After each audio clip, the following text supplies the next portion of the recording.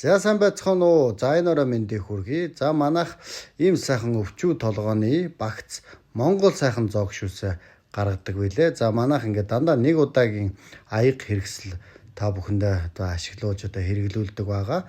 За ингээд сайхан ваара аяганд нь халуун шүлийг хийгээд за хуухалсан өвчүү, хуухалсан толгоо, хуухалсан сүүл, гурил төмөс ногоо сонгонтойгоо ингээд энэ сайхан багцна.